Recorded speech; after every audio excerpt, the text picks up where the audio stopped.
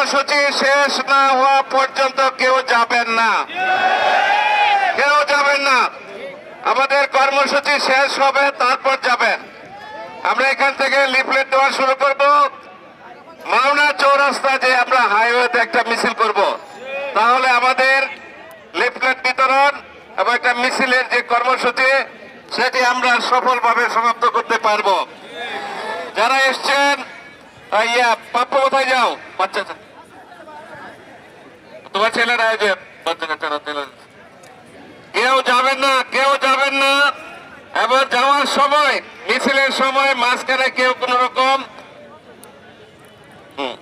কেউ গ্যাপ তৈরি করবেন না। মাঝখানে একটা ফাঁকা তৈরি হয়, গ্যাপ তৈরি হয়, এই গ্যাপ তৈরি করবেন না। আজকে যে জোয়ার সৃষ্টি হয়েছে,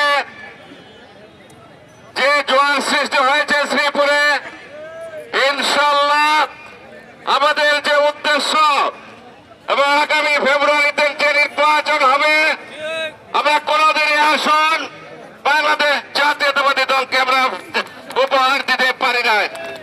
ইনশাল্লাহ এবার আমরা এই আসন বাংলাদেশ জাতীয়তাবাদী দলকে উপহার দেব। দেশনেত্রী বেগম খালেদা জিয়াকে এই আসন উপহার দেব, জননেতা তারেক রহমানকে আসন উপহার দেব। আপনারা ঐক্যবদ্ধ থেকে কোন চক্রান্তই কিন্তু আমাদের পিছপা করতে পারবে না, আমাদেরকে আমাদের উদ্দেশ্য থেকে পিছনে নিয়ে যেতে পারবে না ইনশাআল্লাহ। কোন অবস্থাতে আজকে লিফলেট বিতরণ আরম্ভ হলে কেউ যাবেন না, সবাই একত্রিত থাকবেন। ঐক্যবদ্ধ শক্তির মাধ্যমে যে কোনো কঠিন সমস্যার কিন্তু সমাধান হয়ে যাবে ইনশাআল্লাহ।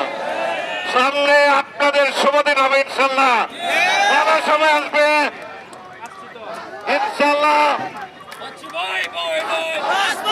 ইনশাআল্লাহ যারা আন্দোলনে ছিল, যারা আন্দোলনে ছিল, যারা আন্দোলনে ছিল, রাজপথে ছিল, যারা কারা নির্যাতন ভোগ করেছে, তারা ইনশাআল্লাহ বিজয়ী হবে ইনশাআল্লাহ। হঠাৎ করে রাজনীতিতে এসে 2 দিন 2টা মিছিল করে কেউ কখনো কিন্তু বিজয়ী হতে পারবে না। আসুন আমরা ঐক্যবদ্ধ থাকি, আজকে থেকে আমরা শপথ নেই, আগামী নির্বাচনে আমরা বিজয়ী না হওয়া পর্যন্ত একত্রে থাকবো ইনশাআল্লাহ।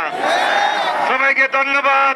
বাংলাদেশ জিন্দাবাদ, বাংলাদেশ জাতীয়তাবাদী দল জিন্দাবাদ, শহীদ জিয়াউর হক, দেশনেত্রী বেগম খালেদা জিন্দাবাদ, আগামী রাষ্ট্রনায়ক জননেতা তারেক রহমান জিন্দাবাদ। আমরা মাওনা বাজার থেকে আমরা